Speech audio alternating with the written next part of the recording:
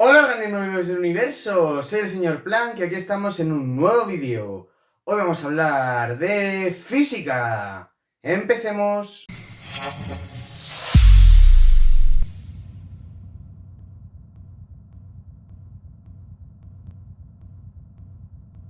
Y bien, como soy un vago, pues he decidido cambiar totalmente la metodología de cómo estaba haciendo los vídeos. Entonces, bueno, pues lo que tengo pensado ahora es seguir con el temario todo lo que me aguante la cámara del tirón. Si me equivoco algo, pues sí que lo cortaré y tal. Y nada, pues para seguir un vídeo tan largo, como ya he hecho algunos otros, pues voy a usar como referencia de consulta un poco mis apuntes de hace bastante tiempo, que es lo que suelo usar como guión para mis vídeos, ¿no? Entonces, nada, ya habíamos visto todo el tema de la ley de Coulomb, ¿verdad? Y habíamos visto el principio de superposición. Y nada, pues hoy vamos a ver cómo se define, y es una idea muy importante en el electromagnetismo, el campo eléctrico. En particular, el tipo de campo eléctrico que vamos a ver ahora, que va a ser en el que nos vamos a centrar, que es el campo electrostático. Bien, ¿y qué es esto del campo eléctrico? Bueno, pues el campo eléctrico no es más que un campo vectorial que nos va a indicar la fuerza eléctrica que experimentaría una carga de un coulombio positiva situada en ese punto del espacio, ¿no? Entonces, ¿cómo podemos definir el campo eléctrico, ¿no? Bueno, pues la forma habitual en la que se suele definir es colocar una carga puntual, que se suele llamar carga de prueba, ¿verdad? De un coulombio, ¿verdad? Y entonces, bueno, pues, y esto en presencia de, bueno, una carga o una distribución de cargas, y la historia es que hay una entidad que nos dice que, bueno, hay una propiedad del espacio, ¿verdad? Que lo que hace es que yo al situar una carga en este punto, pues experimento una fuerza de 20 newtons, ¿verdad? Pero si yo esta carga en vez de en este punto la sitúo aquí, pues la fuerza que experimentaría sería de 30 newtons, ¿no? Mientras que si yo la sitúo aquí, pues sería de 5 newtons, ¿no? Y si yo la sitúo aquí, por ejemplo, también sería de 30 newtons, ¿verdad? Bueno, y entonces lo que parece es que tengo un mapa que me dice qué fuerza experimentaría una carga de un coulombio. Pues es un coulombio para tomarlo como referencia, porque al estar en el sistema internacional, ¿verdad? Pues esto nos simplifica las operaciones, ¿no? Pero nos dice la fuerza que experimentaría una carga al soltarla ahí, ¿vale? Entonces, esto es una idea muy potente, porque lo que nos hace ver es que, bueno, este campo eléctrico se ha generado por lo que sea, se ha generado por una carga, por una distribución. Ahora veremos qué es lo que llamamos fuente de campo eléctrico, ¿verdad?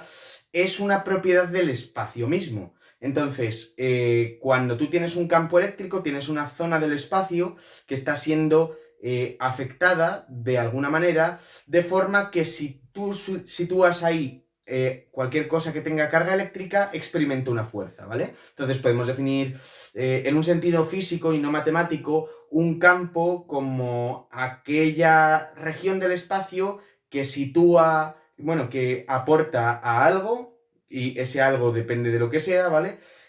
Una determinada propiedad. En nuestro caso, ese algo es la carga eléctrica y la propiedad que le dota es de una fuerza, ¿vale? Entonces, claro, este campo eléctrico no aparece por sí solo, este campo eléctrico viene generado por algo, y lo que genera este campo eléctrico es precisamente una carga, ¿vale? Entonces, una carga o una distribución de cargas, ¿vale? Pero en particular una carga eléctrica. Entonces, una carga eléctrica va a generarme un campo eléctrico, y ese campo eléctrico, las cargas de momento las vamos a suponer estacionarias, es decir, en reposo.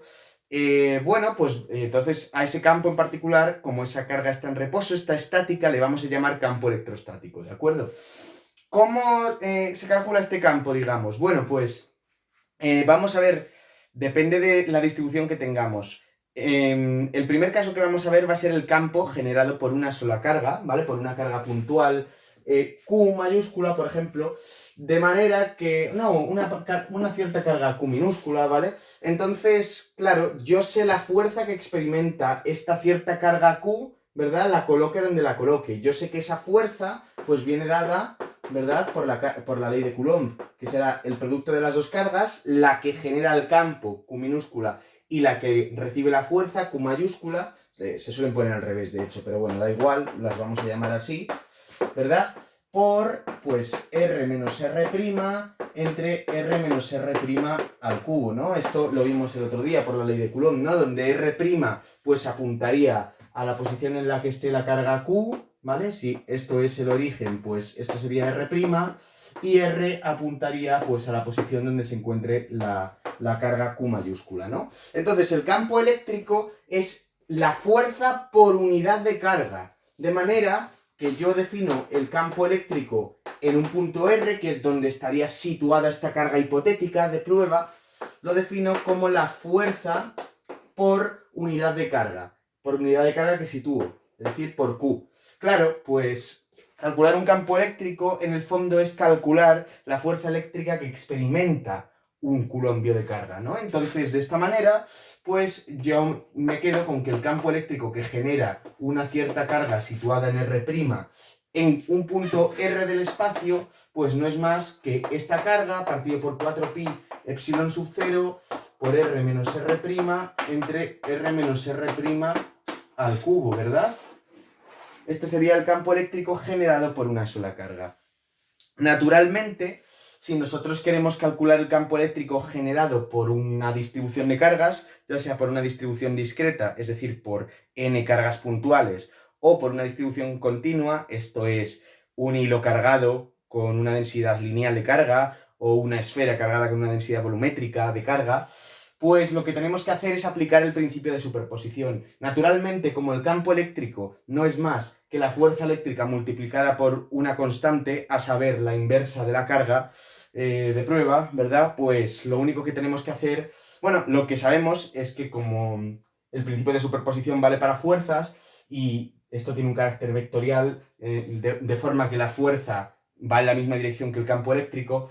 Por tanto, lo que concluimos es que el principio de superposición también es válido para campos eléctricos. De forma que si yo tengo una distribución de carga, pues basta sumar, ya sea mediante una suma discreta o mediante una integral, si es una distribución continua de carga, los campos eléctricos que genera cada carga o cada carga infinitesimal, ¿verdad? De forma que, bueno, pues ya veremos cómo se calculan distintos campos eléctricos en algunos ejemplos que pondremos después, ¿vale? Pero bueno, esta es la idea fundamental de campo eléctrico, ¿no? Vale, entonces vamos a ver el caso más general, ¿verdad? Entendiendo que, bueno, esto también es aplicable a otras distribuciones continuas de carga, las que vimos el otro día. Pero vamos a ver qué ocurre, ¿verdad? Si yo tengo un cierto volumen, un volumen pues puede ser regular, puede ser irregular, ¿vale? Muy bien, y este volumen está cargado con una cierta densidad volumétrica de carga ρ, ¿vale? Esta ρ pues depende del punto, ¿vale? Depende de R, ¿sí?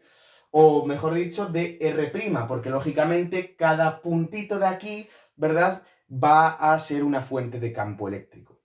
Recordemos lo que hacemos, dividimos el volumen en volúmenes infinitesimales que tengan una carga infinitesimal, pero es una carga infinitesimal de pega, ¿no? Porque es una carga que es muy pequeña, pero no infinitamente pequeña, porque tiene que ser más grande que la carga del electrón, ¿vale? Muy bien, pues aquí en este rollo, bueno, vamos a colocar aquí nuestro sistema de referencia, ¿no? Y bueno, pues imaginaos que yo quiero calcular el campo eléctrico en este punto de aquí, ¿verdad? Bueno, pues este sería mi vector R, ¿verdad? Y mi vector R', pues apuntaría a un elemento de volumen, ¿vale? O sea, apuntaría a esto, que lo consideramos como un punto, R', y se iría moviendo, ¿verdad? Este vector, pam, pam, pam, pam, pam, pam, pam, por todos los trozos que tiene este volumen. Perfecto. Entonces, vale, pues vamos a calcular el campo eléctrico en este punto aplicando el principio de superposición, ¿verdad? Muy bien, pues entonces yo sé que el campo eléctrico, ¿verdad?, que genera esta distribución en este punto va a ser la suma de los campos eléctricos que genera cada uno de estos. Y vimos el otro día que esa suma se modeliza mediante una integral. Entonces, bueno, vimos el otro día que la fuerza que genera esta distribución sobre una carga puntual, ¿verdad?, era Q partido por 4pi epsilon sub 0 y por la integral de volumen de la densidad por R menos R' entre su módulo al cubo. Pues si el campo eléctrico es la fuerza por unidad de carga, lo único que hay que hacer es dividirlo entre esa carga, de forma que, conforme a la expresión del vídeo anterior, pues esto queda, ¿verdad?, de esta manera, ¿sí?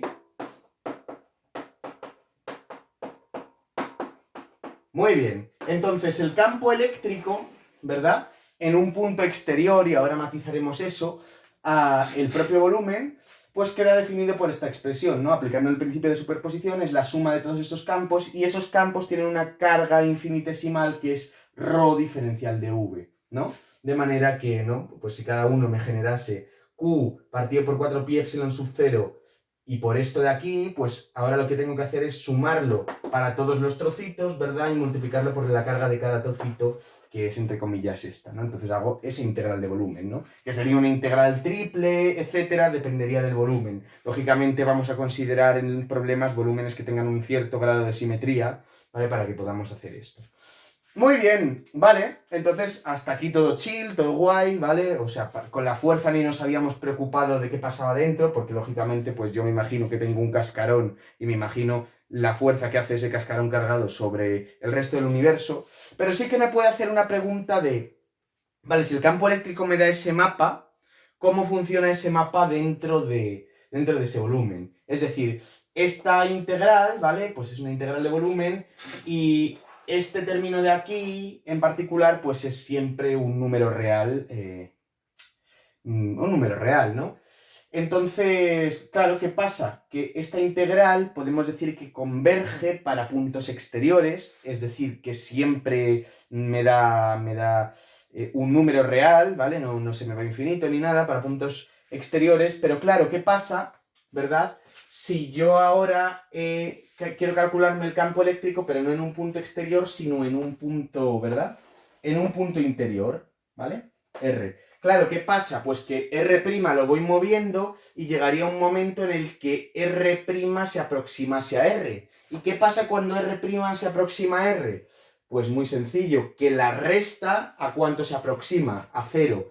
Y aquí tenemos la resta al cubo, y aquí tenemos la resta. Entonces, el módulo de este vector será 1 partido por el módulo de la resta al cuadrado.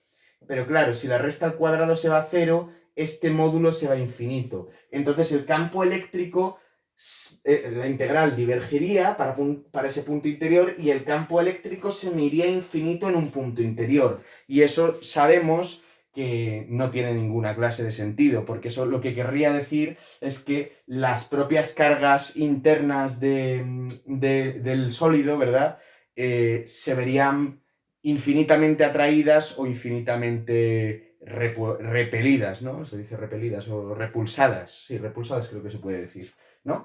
Entonces tenemos que hacer un tratamiento un poco más específico para ver si esta integral funciona también para puntos interiores, ¿vale? Entonces lo que vamos a hacer va a ser este volumen V, lo vamos a dividir en dos volúmenes, ¿vale? Alrededor de este punto, del punto interior en el que queremos calcular el campo, pues vamos a hacernos una esfera de radio A, ¿vale? Una esfera de radio A que divida este volumen V en dos. El volumen interior a esta esfera lo vamos a llamar V1 y el volumen exterior lo vamos a llamar V2. Y a la superficie de esta esfera la vamos a llamar S1, ¿vale? De manera que ahora pues tenemos dos campos, ¿sí? El campo que genera todo el volumen 2 en el centro de esta esfera, en este punto, ¿vale? Y el campo que genera la propia esfera en este punto, ¿no? Este punto que lo vamos a llamar C, ¿vale? Sí, tenemos esos dos campos eléctricos, a los que vamos a llamar respectivamente E1 y E2. Muy bien. Entonces ahora, bueno, pues el campo que genera el volumen 2 no tiene ningún misterio, ¿verdad? El campo que genera el volumen 2, bueno, pues lógicamente pues sigue esta misma expresión, pero en lugar de integrar en el volumen en general, ¿verdad?, pues integramos en el volumen 2, ¿de acuerdo? Entonces es esta misma integral, pero hecha sobre este volumen que es, ¿no?, que tiene un agujero entre medias, ¿no? Y bueno, esta integral siempre converge porque lógicamente, incluso si nos encontrásemos en la frontera, aquí R siempre es distinto de R'. Luego esta integral sí que converge. Vale, ahora lo que se trata es de ver si converge la otra integral, ¿vale? Y la otra integral, muy bien, es la integral E1, ¿verdad? ¿Cómo se calcularía el campo generado por todo eso, no? Pues sería E1 partido por 4pi epsilon sub 0 por la integral en V1, ¿vale? En este volumen, de ρ de R' por R menos R' entre R menos R' al cubo diferencial de volumen, ¿vale? Muy bien, y ahora se trata de ver si esto converge, si esto me da un número, ¿vale? Y entonces, para ver si converge, vamos a hacer uso de un resultado del análisis matemático, que es ver que si una integral está acotada, evidentemente esa integral converge, ¿vale? Es decir, si una integral admite una integral convergente que dé un número y que sea mayor, pues lógicamente esta integral va a converger, en lo mismo que ocurre con el carácter de las series y con el carácter de las sucesiones, ¿verdad? Muy bien, entonces, bueno, pues lógicamente estamos considerando una densidad de carga finita. Por lo tanto, la densidad de carga sí que sabemos que va a estar acotada sí o sí, ¿no? Entonces yo sé que, bueno, como la densidad de carga está acotada, ¿qué puedo decir? Pues puedo decir que existe un número m mayor que 0, de manera que el valor absoluto de la densidad de carga, ¿verdad?, sea menor que m para todo vector R' de R3, ¿vale? Bueno, de R3 o de los que caigan aquí dentro. Sí, pero lo que puedo decir es que el valor absoluto de esta densidad de carga, ¿verdad?, está acotado por m, ¿vale? Y entonces, fijémonos qué pasa ahora. Bueno, pues vamos a calcularnos el módulo de esto, ¿no? Porque la dirección que tenga nos la trae un poco al pairo. Lo que nos importa es si el módulo nos da un número o no, ¿no? Entonces, bueno, puedo borrar esto de por aquí, yo creo. Y entonces, bueno, pues vamos a calcularnos la norma del vector E1, ¿vale? Bueno, la norma del vector E1, ¿cuánto me da? Pues me da 1 partido por 4pi epsilon sub 0, esto es un número positivo, así que lo dejo igual, por la norma de esta integral de volumen, ¿verdad? R menos R' entre R menos R' al cubo diferencial de volumen, ¿verdad? Muy bien. ¿Y ahora qué tengo? Pues ahora tengo que la norma de una integral, o la norma, bueno, sí, la norma de esta integral, ¿verdad?, es menor o igual que la integral de la norma, ¿vale? 1 partido por 4pi epsilon sub 0, y aquí lo que tengo es, bueno, pues esto es menor o igual seguro que esta norma, ¿vale? Esta es una desigualdad también bastante típica, ¿sí? Muy bien, ¿sí? Creo que es la de, ¿no? Bueno, lo voy a decir mal seguro ahora a ojo, ¿vale? Pero una propiedad de la norma es que la norma de un escalar por un vector es el valor absoluto, ¿verdad?, del escalar por la norma del vector. Y el valor absoluto del escalar sabemos que es menor que m, ¿vale? Muy bien, entonces yo sé ahora que esto es menor que 1 partido por 4pi epsilon sub 0, bueno, ahora vamos a poner menor o igual. Y en esa cota que he puesto vamos a poner menor o igual también, ¿vale? No lo vamos a hacer tan estricto. Que la integral de volumen, y esto es el valor absoluto de ρ es menor o igual que m. Y ahora esto por la norma de R menos R' entre R menos R' al cubo. Bueno, y esta norma ya lo puedo poner, pues lógicamente, norma y módulo es lo mismo, ¿vale? Pues es 1 partido por esto al cuadrado, ¿no? Porque la norma de esto es esto, ¿no? Entonces esto es 1 partido por el módulo de esto al cuadrado, ¿vale? Integral de volumen. Vale, y ahora esto es bastante sencillo, ¿verdad? Porque esto, bueno, en V1, pues yo sé que esto es 1 partido por 4pi epsilon sub 0, esto es m, ¿vale? Y ahora la integral en V1, ¿verdad?, de esta cosa de aquí, ¿verdad? Pues ¿qué me da? Me da, bueno, yo ahora haría la integral de, bueno, esto hay que hacer la integral de volumen, ¿no? Y hacer la integral de volumen, ¿verdad?, pues es hacer la integral desde 0 a 2pi en phi, ¿vale? Desde 0 a pi en teta y desde 0 hasta A, que es el radio, en R, ¿no? Y ahora lo que tengo que hacer es multiplicar por R cuadrado seno de teta. Puedo llamar a esto R por simplicidad, ¿vale? Entonces, entonces tengo que multiplicar por el jacobiano, que es R cuadrado seno de teta. Tengo esto de aquí dividiendo, y ahora lo que tengo es, esta integral va en R, esta integral va en teta, y esta integral va en phi. Vale, seno de teta entre 0 y pi, la integral es menos coseno, pero entre 0 y pi me da 2.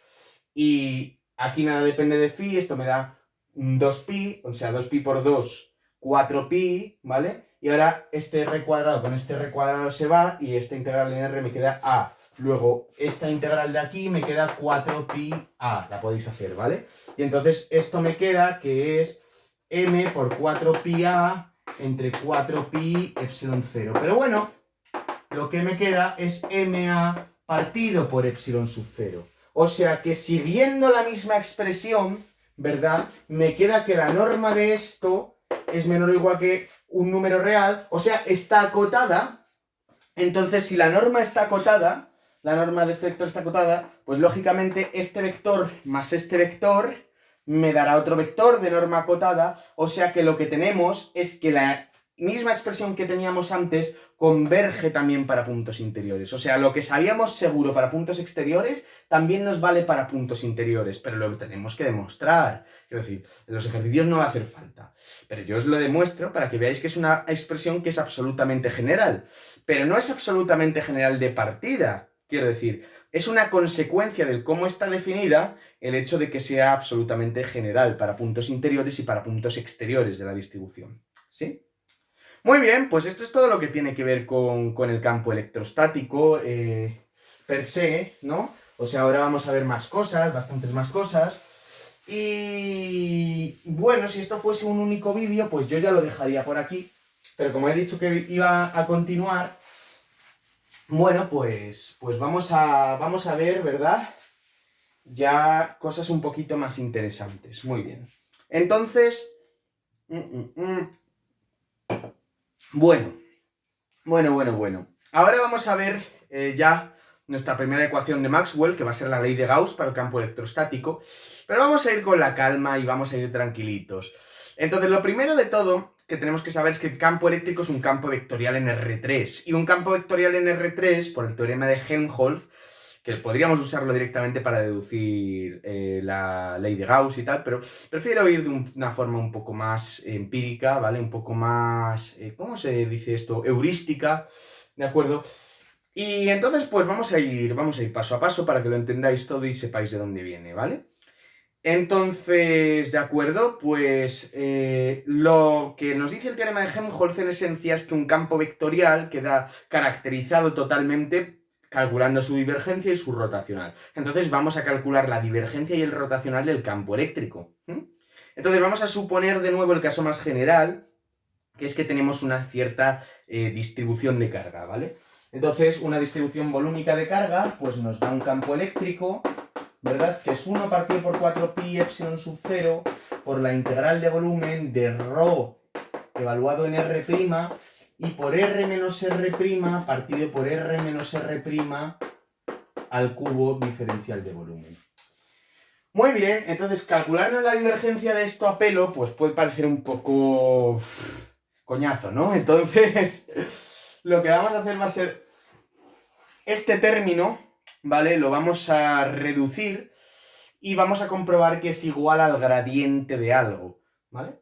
Entonces, sencillamente, vamos a calcularnos cuánto vale el gradiente de esta función escalar, que es 1 partido por la norma de este vector, ¿vale? Entonces, bueno, ahora vamos a calcular una serie de gradientes, de divergencias, incluso de laplacianos, y voy a usar la notación que se tiene que usar. Tenéis que aprender a usar la notación, no os tiene que dar miedo.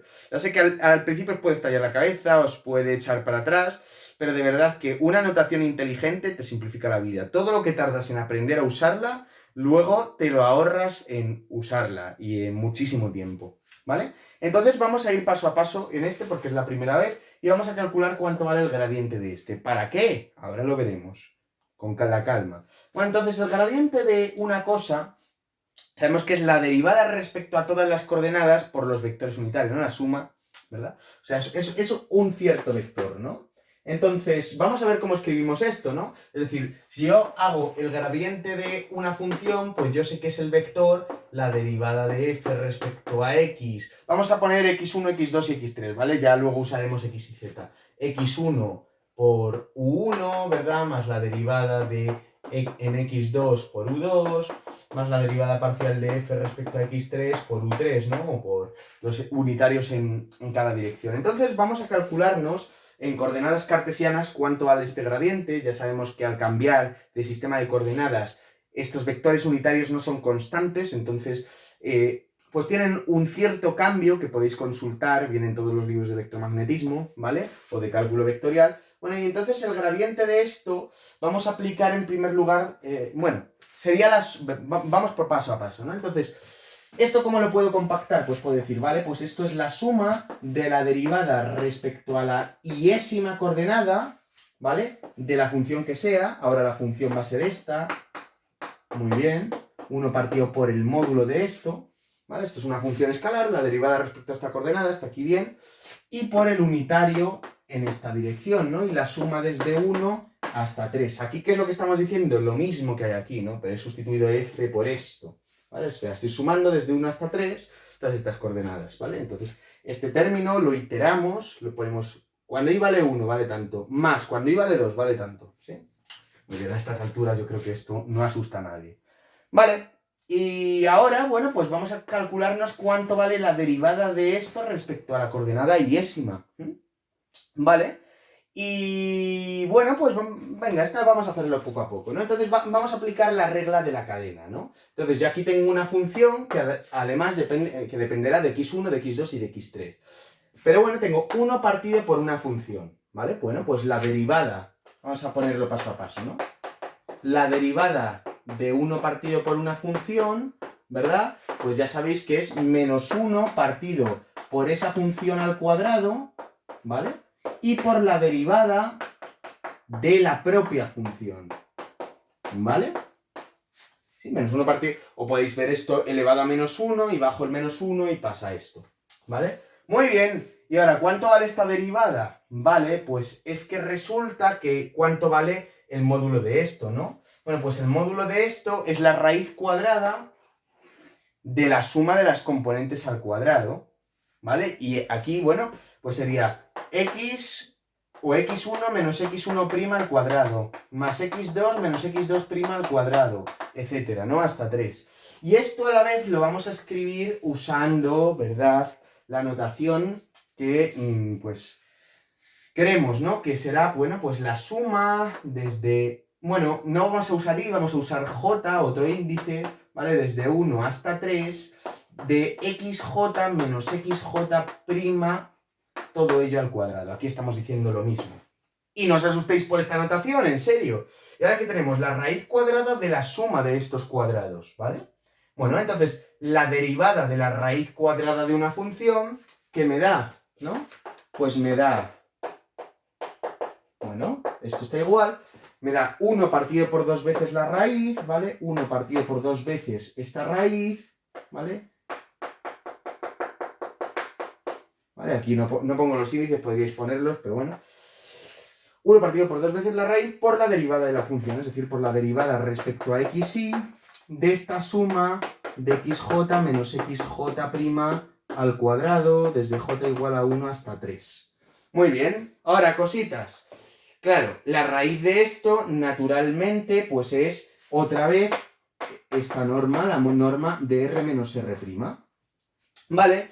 Y esta suma, claro, la estamos derivando respecto a xy. Podríamos hacer cositas con la delta de Kronecker, ¿vale? Pero eso ya, como igual ya hoy os he complicado mucho la notación, pues sencillamente de esta suma, ¿qué es lo que va a sobrevivir? Pues de esta suma va a sobrevivir el término xy menos xy' al cuadrado, ¿vale? El resto de términos van a ser constantes y, bueno, pues no, porque esto va a ser x1 menos x1' al cuadrado más, ¿no? Y solo va a sobrevivir la coordenada iésima, que es respecto a la que estamos derivando, ¿no? Entonces imaginaos que es la x1, pues aquí sería esta función al cuadrado, bueno, pues le bajo el 2 y le multiplico por la derivada de x1, que es 1, ¿verdad? Entonces me queda 2, pero aquí en vez de un 1 pongo un i, ¿verdad? Y nos queda que la derivada, perdón, de eso es esto. Entonces ya lo tenemos hecho, ¿no? Voy a ponerlo aquí, ¿no? Y esto, bueno, 1, y aquí me queda 2, y nos queda xi menos xi prima, ¿vale? Y este 2 se va con este 2, y esto con esto se vuelve un cubo. Entonces, ¿qué tenemos? Pues lo que tenemos, ¿verdad? Es que esta derivada respecto a esta componente me queda menos xi menos xi prima entre el módulo de esto al cubo. Muy bien. Y entonces, claro, si yo ahora quiero poner la suma de todo esto, bueno, pues la pongo. Ya tengo cuánto vale la derivada respecto a esto, ¿no? Y entonces me queda, bueno, el menos lo saco fuera de la suma, ¿no? Y hago la suma desde igual a 1 hasta 3. Voy a ponerla aquí debajo, ¿vale? Por si acaso no se viera. Entonces hago la suma, ¿verdad? Desde i igual a 1 hasta 3, menos, el menos va delante. Y ahora esta derivada es xi menos xi prima entre el módulo... ¡Uepa! Vamos allá. Entre el módulo de esto al cubo por u sub i. ¿Y esto qué es? Bueno, esto os lo voy a poner explícitamente, ¿vale? Menos, ¿vale? Y ahora vamos a sumar. Bueno, pues será x1 menos x1 prima u1 más x2 menos x2 prima u2 más más x3 entre el módulo al cubo. Y esto es un escalar. ¿Pero esto qué es? Pues esto es por definición el vector r menos r', ¿vale? ¿Sí? x1 menos x1' por u1, ¿no? O sea, sería el vector, si lo ponemos con la notación, ¿no? de primaria, ¿no? De toda la vida, pues sería este vector, ¿vale? Esta suma sería este vector. Es el vector r menos r'. Luego arriba, bueno, pues, entonces, ¿qué me queda? Pues me queda que esto es menos r menos r' partido por r menos r' al cubo. Ah, ¿qué es este término de aquí cambiado de signo? Ah, ya sabéis a dónde quería llegar. Bueno, pues ahora lo que hemos demostrado, ¿verdad? Ahora lo que hemos demostrado es que menos el gradiente de esto es r menos r' partido por r menos r' al cubo. Muy bien. Y entonces, ¿qué hemos ganado? Pues muchísimo, porque ahora lo que está... Y ojo, porque aquí estoy poniendo el gradiente, no el gradiente prima. ¿Qué diferencia hay? Pues que el gradiente estoy derivando respecto a las coordenadas del punto campo, ¿vale? O sea, respecto a x sub i. Si hubiese puesto la prima, estaría derivando respecto a las coordenadas del punto fuente, xi', ¿vale? Muy bien. Entonces ahora, ¿verdad? Voy a reescribir el campo, ¿sí? Y aquí donde está esta cosa de aquí, bueno, tengo que poner un menos, sale fuera de la integral, da igual. Y aquí vamos a poner el gradiente de 1 menos r' diferencial de v. Vale. Entonces ya tenemos esta cosa de por aquí, ¿no? Entonces tenemos reescrito el campo eléctrico. Vale, ¿y por qué nos va a facilitar esto, verdad? Calcular su divergencia y calcular su rotacional. Bueno, la divergencia ahora lo vemos porque es un poquito más... tenemos que hacer otro cálculo más, ¿vale? Pero fijaos qué pasa con el rotacional. Bueno, ¿cuánto vale el rotacional del campo electrostático? Muy fácil. El rotacional es un operador lineal, entonces lo que ocurre, bueno, será el rotacional de todo esto, pero como esto es una constante, sale fuera del rotacional, ¿vale? ¿Y ahora qué pasa? Que también el rotacional puede entrar dentro de esta integral, de nuevo, porque es una... Bueno, son todo funciones suficientemente suaves, etcétera, o sea, funciones normalitas, ¿vale? ¿Y qué pasa? Que el rotacional es rotacional a secas, no es rotacional en R'. Entonces, para el rotacional, esto que depende solo del punto fuente es una constante. Luego esto también sale fuera del rotacional y entonces nos queda esta constante y aquí nos queda el rotacional del gradiente de 1 partido por R menos R' diferencial de V'. Vale, ¿y qué pasa? pues lo que ocurre es que en regiones que sean simplemente conexas, que es una propiedad topológica, que quiere decir que es un conjunto sin agujeros, así a secas, ¿no? Y donde las funciones, pues eso, sean suficientemente suaves, el rotacional del gradiente, el rotacional de un gradiente de una función, siempre vale 0. Luego tenemos 0 por esto, pues sea que esto ya nos está caracterizando el campo eléctrico y nos dice que el rotacional del campo eléctrico es 0, ¿vale? Esta es la primera ecuación del campo electrostático. Y ojo, solo electrostático. En temas posteriores veremos un campo eléctrico que es de una naturaleza no conservativa. Ahora veremos que esto implica el carácter conservativo del campo, ¿vale? Y ese campo es debido a cargas en movimiento y en él el rotacional no vale 0, ¿vale? Pero el campo electrostático generado por cargas en reposo, que sigue la ley de Coulomb, por tanto sigue en esta distribución de esta manera, el rotacional del campo eléctrico vale 0. ¿Esto qué quiere decir? Pues lo que sabemos es que el campo electrostático ahora es un campo irrotacional. Y un campo irrotacional, es decir, de rotacional 0, en un dominio simplemente conexo, que es lo que he dicho antes, como puede ser R3 a secas, nuestro espacio usual, lo que le pasa es que tiene un carácter conservativo, ¿vale? Un carácter conservativo. Me parece que lo expliqué brevemente, o lo recordé brevemente en el vídeo del teorema de Helmholtz, pero un campo conservativo, un campo que cumpla esto, lo que implica, ¿vale? Y es otra forma de reescribir esta ecuación, es que el trabajo para mover una carga, o lo que es lo mismo, la integral de línea del campo eléctrico a lo largo de cualquier trayectoria cerrada es 0, ¿vale? Y eso lo vamos a ver más adelante. Pero de momento, quedémonos con esta ecuación que nos da el carácter conservativo del campo y en forma diferencial. Muy bien. Entonces sabemos ya que el rotacional del campo electrostático vale 0. ¿Qué pasa con su divergencia? Vale, pues la divergencia pasaría lo mismo. Esto es constante y nos quedaría divergencia de un gradiente, ¿vale? Entonces la divergencia de un gradiente es lo que nosotros comúnmente llamamos laplaciano, ¿sí? O sea, la divergencia, ¿sí?, de un gradiente, bueno, la divergencia de este gradiente, vamos a ponerlo así, ¿verdad? Es lo que llamamos, pues, el laplaciano de esto de aquí, ¿vale? De nuevo, en dominios que cumplan todas esas cosas, ¿no? El laplaciano es la suma de las derivadas segundas, etcétera. Pero, bueno, vamos a calcularlo usando este método. Vamos a calcular la divergencia. Vale, pero el gradiente de esto, ¿cuánto valía? El gradiente de esto era menos, ¿vale? Ya vamos a sustituir el gradiente de esto, menos R partido por el módulo al cubo, ¿vale? Entonces tenemos que calcularnos la divergencia de esta función vectorial, ¿vale? Pero esta función vectorial la podemos ver como... bueno, de hecho vamos a poner el menos delante, ¿vale? De nuevo sale, no pasa nada porque esto es un operador lineal. ¿Qué ocurre? Que... vamos a ver. Podemos ver esto como el producto de dos funciones. Una función vectorial que es R menos R' y una función escalar que es 1 partido por este módulo al cubo, ¿vale?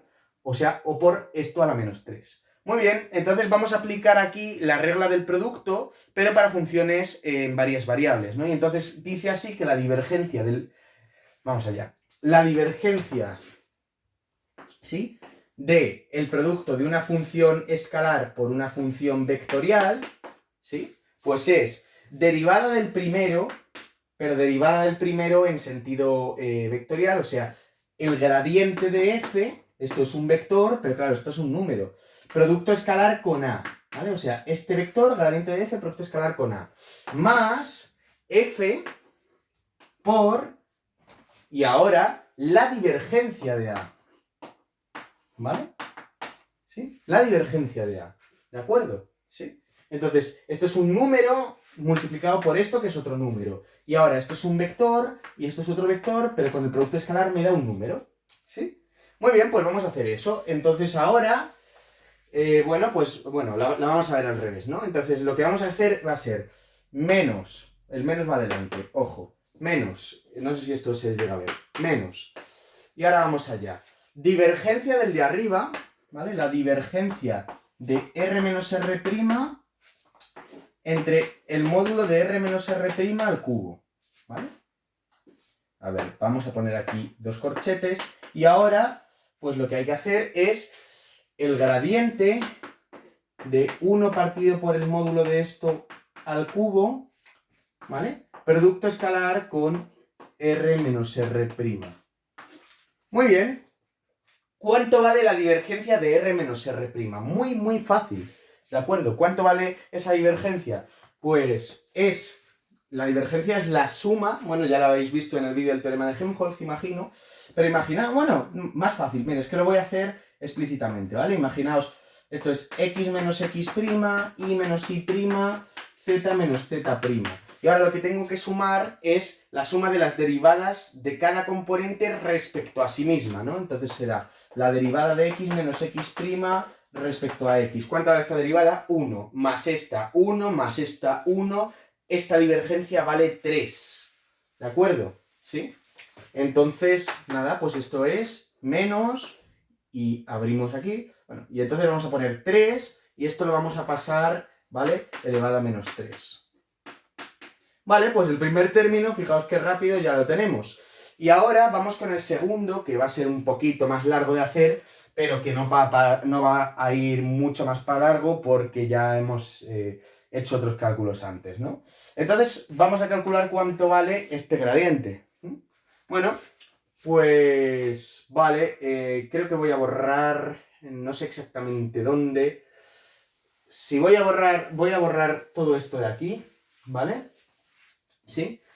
Y vamos a calcular cuánto vale el gradiente de 1, bueno, vamos a ponerlo así, r menos r' a la menos 3. Bueno, pues de nuevo, regla de la cadena, esto será menos 3 veces, ¿vale? ¿No? Derivada de función elevada a un número será, baja el número y ahora función elevado al número más 1, esto a la menos 4, y ahora por la derivada, en este caso el gradiente, de la función, ¿no? Vale, pero ahora, ¿cuánto vale el gradiente, verdad? ¿Cuánto vale el gradiente de esta función? Pues habíamos visto que el gradiente de esta función, ¿verdad? Bueno, pues esto es la raíz cuadrada, ¿no? De esto era 1 partido por 2 veces la raíz, ¿no? 1 partido por 2 veces la raíz, y la raíz lo que me daba era, ¿verdad? El módulo, ¿sí? Y arriba era la suma de las derivadas, cada una me daba x menos xy menos xy', y la suma de eso, retroceder en el vídeo si no os acordáis, por cada vector unitario me da el propio vector, bueno, 2 veces esto, ¿no? Y el 2 con el 2 se cancela, y me da el vector r menos r', ¿vale? Luego esto, ¿qué pasa con esto? Claro, esto de aquí, ¿verdad? Con el de arriba, pues me queda esto elevado a menos 5 veces este vector, ¿vale? Y esto es solamente este gradiente. Y ahora, este gradiente producto escalar, ¿no? Entonces vamos a poner aquí menos 3 veces este módulo, ¿no? A la menos 5, esto es un escalar, sale fuera del producto escalar y ahora me queda un vector, producto escalar por sí mismo, pues me queda por su módulo al cuadrado, ¿no? Pero este 2 con este menos 5 me queda un menos 3, ¿verdad? Y, amigo, esto me queda 0. O sea que el laplaciano de esto me queda 0. ¡Ojo! Ahí hay una trampa, ¿vale? Que os he metido desde el principio, ¿sí? Y que no os habéis dado cuenta, ¿de acuerdo? Entonces, fijémonos qué ocurre, ¿verdad? O sea, lo que hemos dicho, lo que hemos estado diciendo, ¿verdad? Es que el laplaciano de esta cosa de aquí, ¿verdad? Que es nada más que la divergencia del gradiente 1 menos, ¿vale? Vale, puedo deciros tranquilamente, ¿no? Que esto de aquí vale 0, claro, pero vale 0 si solo si R es distinto de R', lógicamente R igual a R' no cabe dentro del dominio. Sin embargo, habíamos visto que esta integral sí que convergía para R'. Claro, ¿qué pasa cuando R tiende a R'? Pues que este cociente de aquí va infinito. Pero como es positivo, va más infinito. Y este gradiente, que es la derivada, pues hace que no pare de crecer. Entonces, cuando esto, entre comillas, cuando R entre muchas comillas es igual a R', esto vale infinito. Amigo mío, pues este laplaciano de aquí vale 0 en todos los puntos e infinito cuando R es igual a R'. ¿No os suena de algo? Efectivamente, pues esto de aquí no es más que la función delta de Dirac, ¿vale? Para R menos R'. ¿De acuerdo? Pero claro, puede ser la función delta de Dirac por, ¿verdad? Por otra cierta función por determinar, ¿vale? Entonces, ahora la verdadera pregunta es ¿cuánto vale esta función? Y ahora esto es muy fácil. ¿Por qué? Porque sabemos que la integral de la función delta de Dirac, ¿verdad? Nos da cuánto vale esta función, ¿vale? Vamos a poner f de r. Nos dice cuánto vale esta función, en este caso en R'. Nos dice qué función es esta, ¿vale?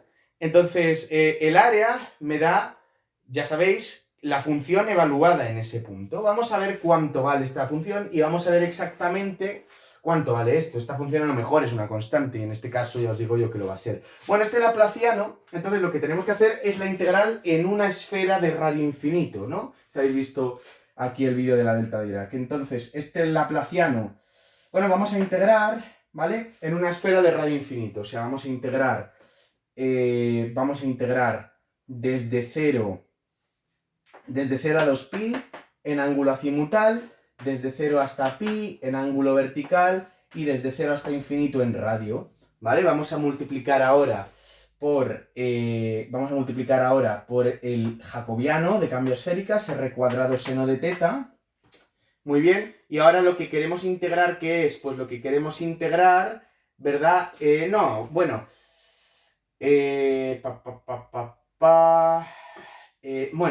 mejor aún. O sea, sí que se puede hacer así, pero se complica un poco la cosa, ¿vale? Entonces vamos a integrar directamente en X, en Y y en Z, o sea, vamos a integrar en cartesianas, pero llegando a todo el espacio, ¿no? Que es exactamente lo mismo. Y ahora lo que vamos a integrar va a ser este laplaciano, pero este laplaciano hemos visto que es la divergencia de este gradiente, ¿vale? ¿Sí? Mucho mejor.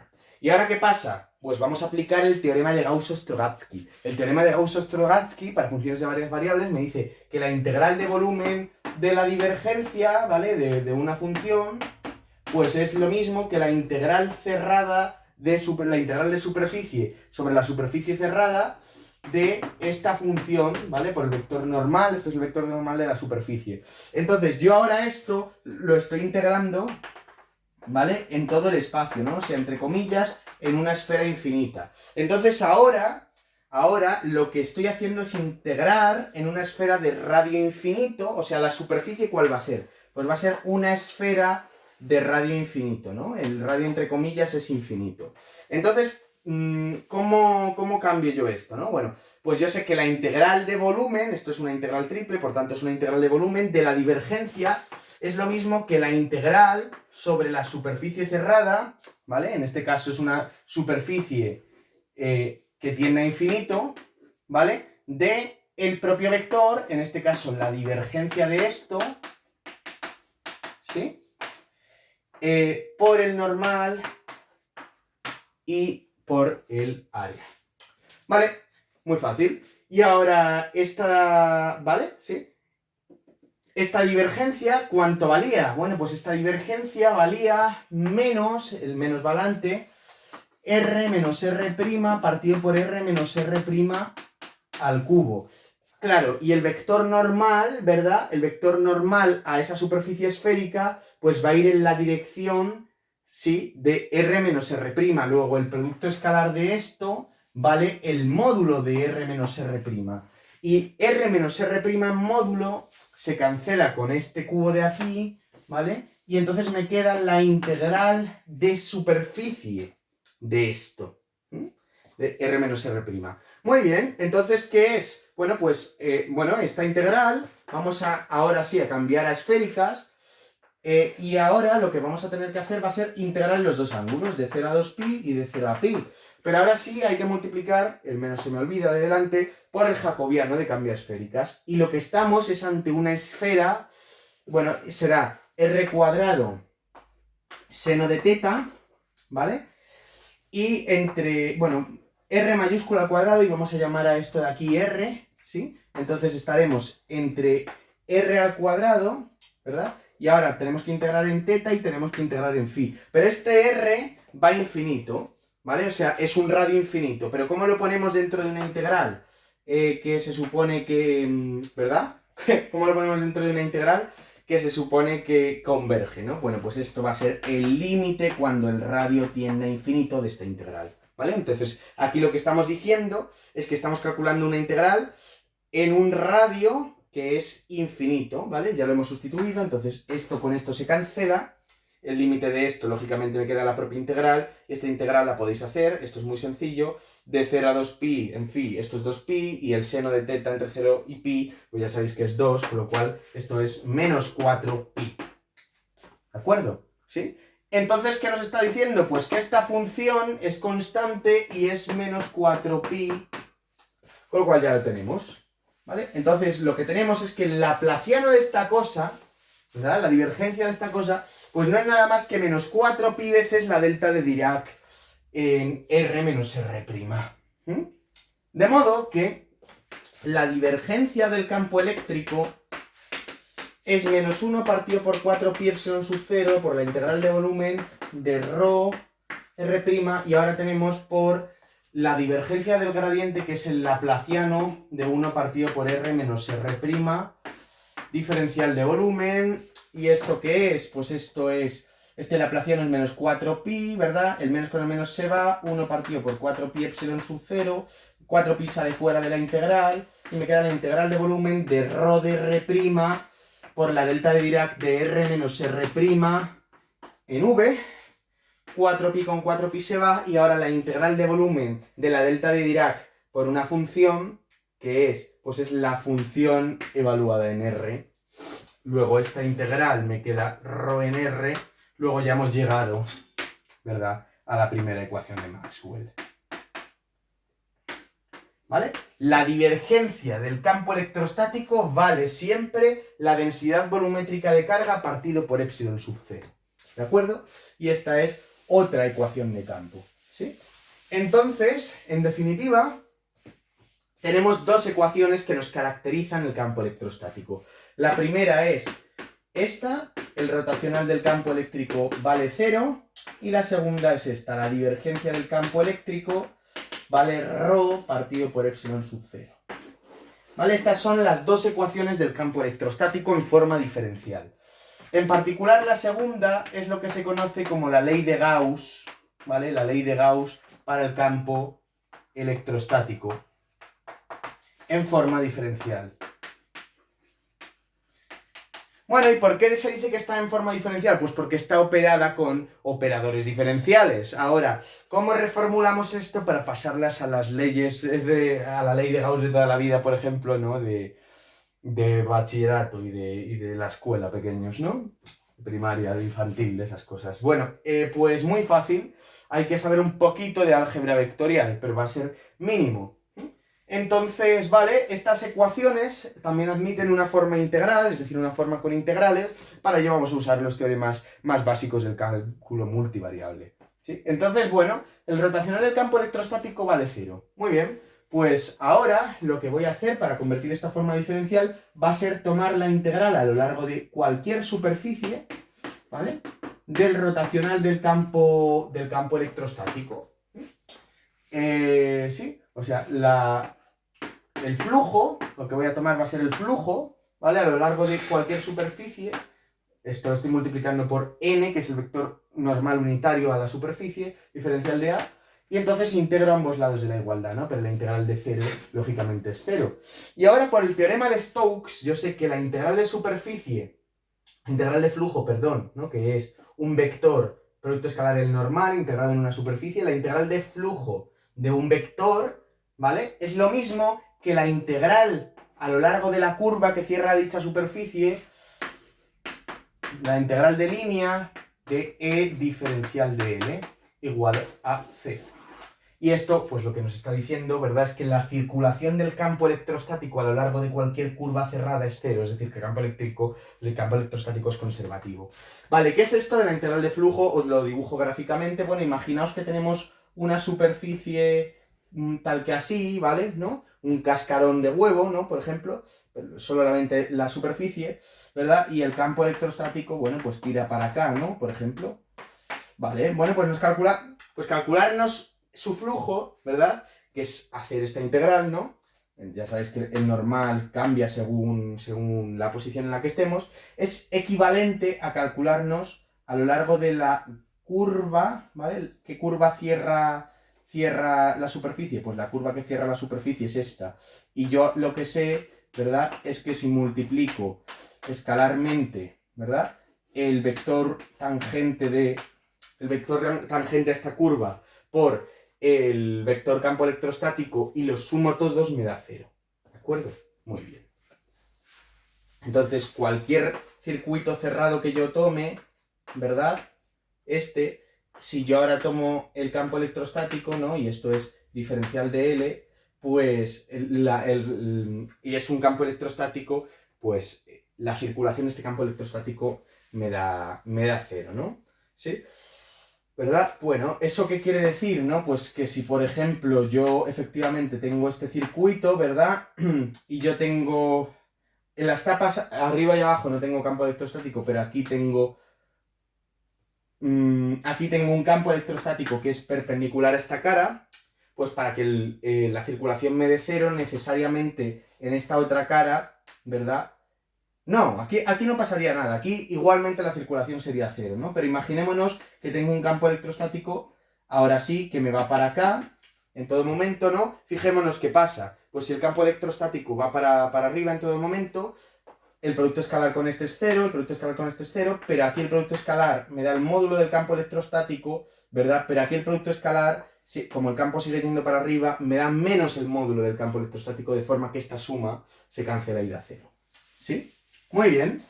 Y ahora vamos a ver cómo tratamos la otra. Bueno, pues la otra vamos a, de la misma forma que ahora hemos usado el teorema de Stokes, ahora vamos a usar el teorema de Gauss, ¿no? Entonces, tomamos la integral de volumen a ambos lados de la igualdad. Entonces tomamos la integral de volumen de la divergencia del campo eléctrico y, bueno, 1 partido por epsilon sub 0 sale fuera de la integral de volumen de ρ en ese mismo volumen. Lógicamente, la integral de volumen de la densidad volumétrica de carga, pues es la propia carga, la carga que hay encerrada en ese volumen, como vimos en el vídeo de principio de superposición. Y ahora la integral de volumen de la divergencia, por el teorema de Gauss-Ostrogatsky, de nuevo, sabemos que es la integral de flujo a lo largo de la superficie que encierra ese volumen del campo electrostático.